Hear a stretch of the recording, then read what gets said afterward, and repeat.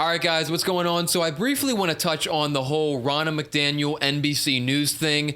This is a story, I'm sure you're familiar with it by now, but Ronna McDaniel, who is the former chairwoman for the RNC, she recently was given a job as a political analyst on NBC News. However, due to the backlash of all that from colleagues at NBC, or really MSNBC, but due to sort of the pushback from some of the staff at the company, they would ultimately go on to terminate that employment opportunity. And I believe she was only technically hired as an NBC News political analyst for one day before she got the boot.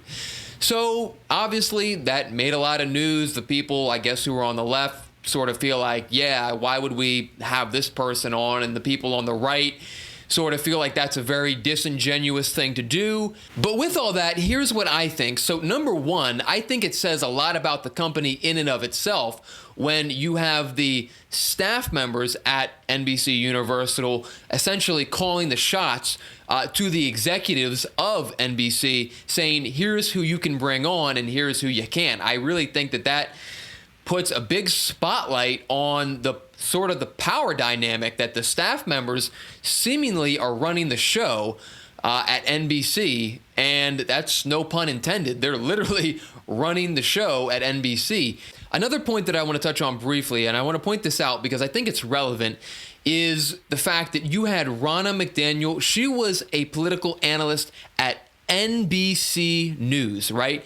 Which is different from MSNBC. Now, of course, CNBC and MSNBC and NBC, they all sort of fall under the NBC Universal umbrella. Yes, but a lot of the pushback in question was coming from MSNBC rather than sort of the other entities within NBC Universal. So you had these MSNBC hosts like Rachel Maddow and Lawrence O'Donnell and sort of these upper echelon primetime pundits for MSNBC come out and push back against this idea. That was really where a lot of the criticism was coming from, or at least the public criticism anyway. And what I find to be disingenuous really is this notion that you have these MSNBC hosts coming out and saying, well, we don't want to work with this person because this is not somebody who believes in the idea of democracy. She's somebody who took part in the Georgia situation. She's somebody who tried to help Donald Trump overthrow an election, and because of that, she should not be platformed under this umbrella. But why that's so disingenuous is because they stated even before Ronna McDaniel was terminated that Ronna McDaniel would not be coming on MSNBC. She would not be on that network in any way, shape, or form. So in that regard, you're getting your wish. You're getting what you're asking for. So if you're getting what it is you're seeking, why is it you have to take it one step further and say, no, it's not just good enough that she doesn't appear on MSNBC. It's that she can't fall anywhere under the NBC Universal umbrella in any way, shape, or form, right? Like, so like what is the real concern here? You don't want the woman walking down the same hallway as you. You might bump shoulders with her downstairs at 30 Rockefeller Plaza, downstairs at the cafeteria. I mean, what is the real issue here? If you say that you don't want to platform her, you don't want to spotlight her, then don't have her on your MSNBC show, right? You have producers, you have people who run those shows, all right? These hosts, there are a lot of moving parts with these productions, with these shows. If the staff on any particular show at MSNBC doesn't want to have Ronna McDaniel, you don't have to do that, right? But they sort of transcend that and they say, it's like she can't even be in the same building as us. So that to me is sort of disingenuous when somebody's not going to be on your show, when you're not going to be working with this person and you're still complaining, right?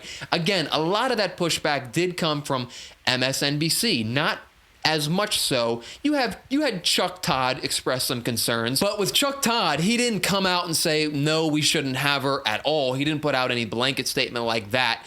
So the bottom line is that there are some entities, I'm sure, common sense would tell you, that under that large NBC Universal tent, Ronna McDaniel could have found a place somewhere. Whether you like her, whether you don't like her, whether you agree with her, whether you think she did this or whether you think she did that, somewhere at NBC Universal, she would have found a place.